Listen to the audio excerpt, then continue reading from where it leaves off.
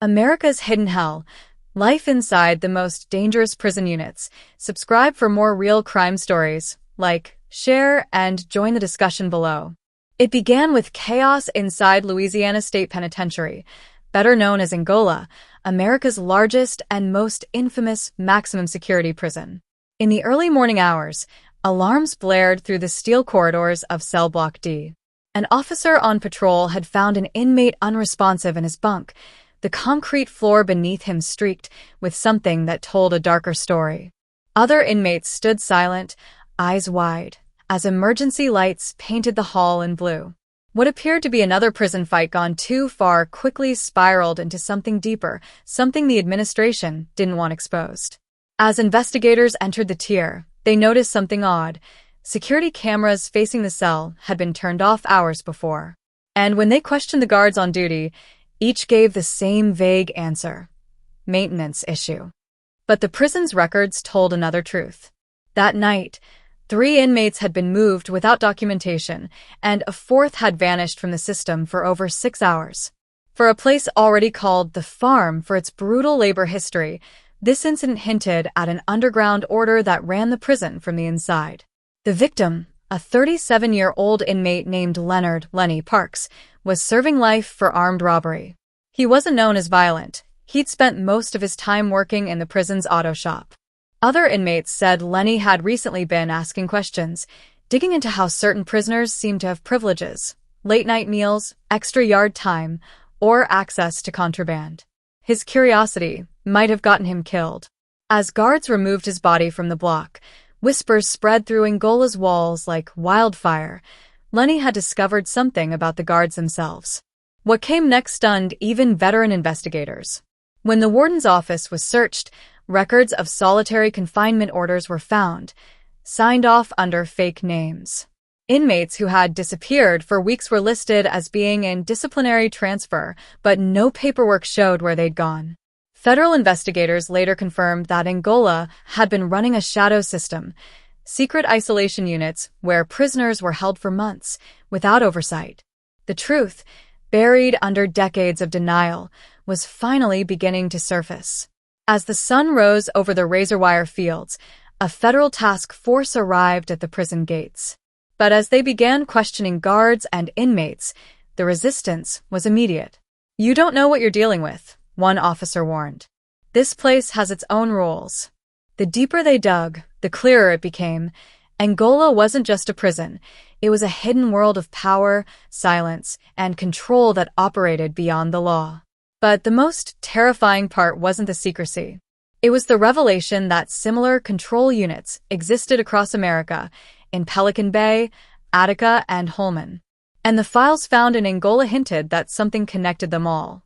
What investigators uncovered next would change how America viewed its prisons forever. Federal investigators didn't know what they were walking into when they stepped through the gates of Angola prison. Within days, their interviews revealed a chilling pattern. Inmates had been buried alive in solitary confinement for months, sometimes years, without a single disciplinary report to justify it. The units were unofficial, off the record, and located in the oldest wing of the prison, a section known among inmates as the dungeon. One former inmate, now on parole, told investigators, "You didn't hear from guys once they went there. No letters, no noise, no nothing. They just disappeared." He described cells with no windows, dim blue lights that never turned off, and air so thin it made you dizzy. Some men screamed at night. Others went completely silent after a few days. Prison staff, when pressed, claimed these units were for protective housing, but no records supported that. By the 3rd week, the investigation spread beyond Louisiana.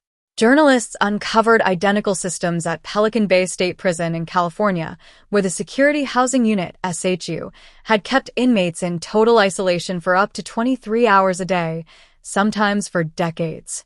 They found similar conditions at ADX Florence in Colorado, the so-called Alcatraz of the Rockies. Prisoners there described being locked alone in concrete cells, unable to touch another human being, communicating only by shouting through vents. The deeper the probe went, the more disturbing it became. At Angola, Files revealed that several inmates assigned to the dungeon had died under suspicious circumstances.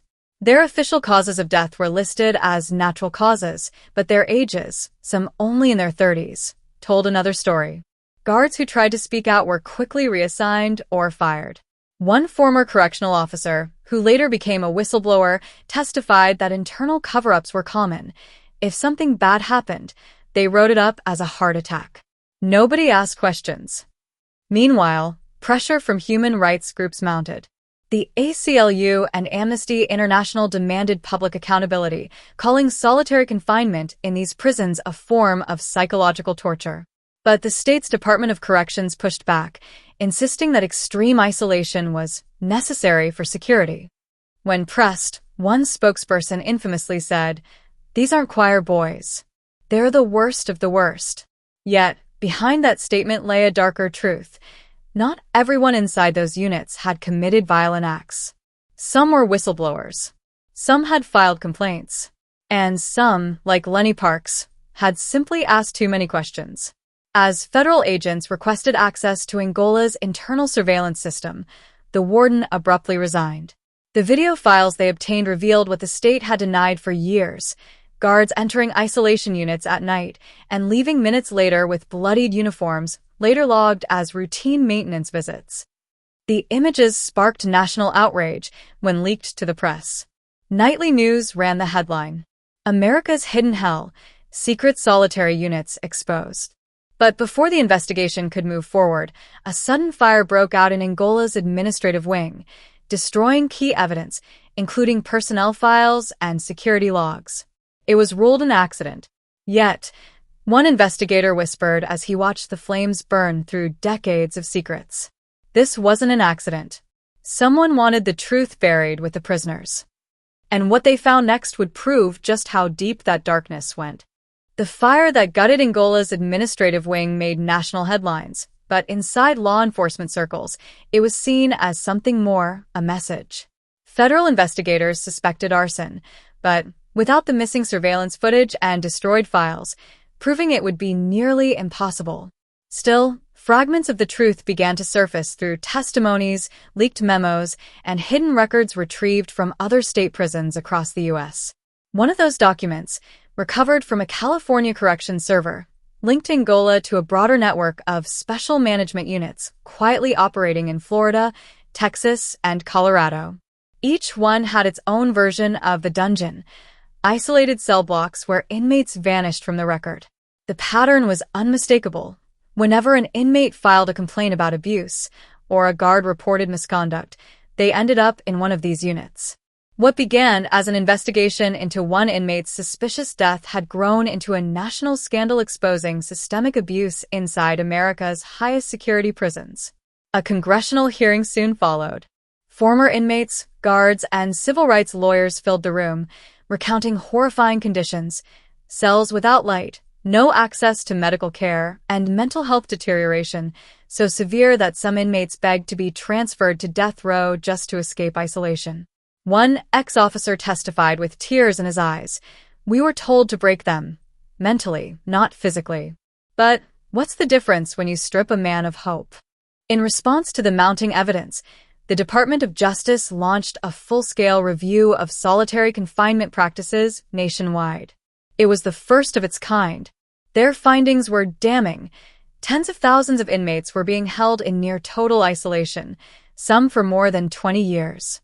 Reports revealed that even nonviolent offenders and juveniles had been subjected to these conditions. The U.S. government could no longer deny what activists had warned for decades. America's prison system wasn't just broken, it was built to crush those trapped inside it.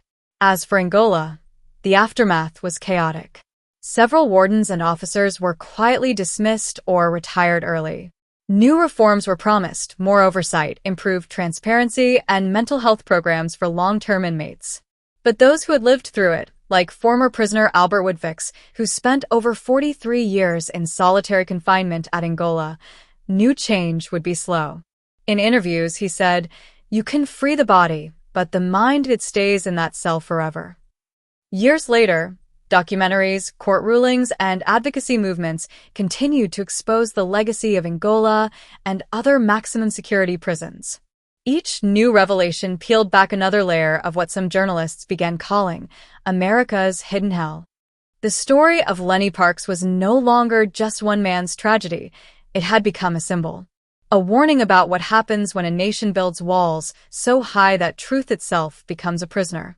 And as cameras rolled during the final congressional statement, a senator's words echoed through the chamber. Justice isn't only about punishment. It's about humanity. And if we've lost that inside our prisons, then we've lost it everywhere. Outside, the Louisiana sun burned hot against the razor wire, and the walls of Angola still stood, silent, unbroken, and watching.